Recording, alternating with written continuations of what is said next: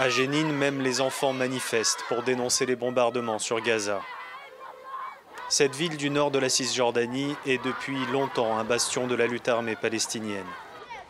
Et après les attaques du Hamas, l'armée israélienne a multiplié les raids ici, et même effectué des frappes aériennes.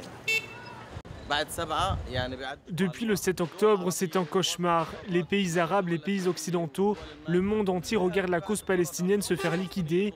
Nous sommes palestiniens, nous combattrons pour notre terre, notre honneur, et nous ne partirons pas d'ici. Les destructions et les assauts de l'armée se concentrent sur le camp de réfugiés de Jénine. Plusieurs générations de Palestiniens ont grandi ici depuis 1948. Et les groupes armés qualifiés de terroristes par Israël y sont solidement implantés. Un membre de la brigade de Jénine, une branche locale du djihad islamique, a été tué la veille. Son père accepte de nous parler.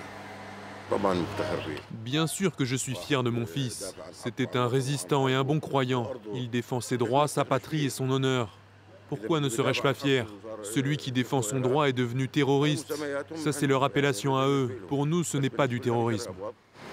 Ici, même les partis politiques les plus modérés ne croient plus au processus de paix. Tous les jours, il y a des tueries. Que peuvent faire les jeunes? Que voulez-vous que je leur dise? Résister avec des cailloux? Il n'y a plus de solution. Ils nous bombardent avec des avions et des missiles. Avant, on croyait au processus de paix. On avait encore un petit peu d'espoir, mais maintenant, c'est fini. Aujourd'hui, Israël nous déclare la guerre. Le soir même, ce responsable du Fatah est une nouvelle fois arrêté, accusé de soutenir le terrorisme. Depuis le 7 octobre, les forces de sécurité israéliennes ont mis plus d'1 millier de Palestiniens derrière les barreaux, alors que le risque d'un embrasement semble plus grand que jamais en Cisjordanie.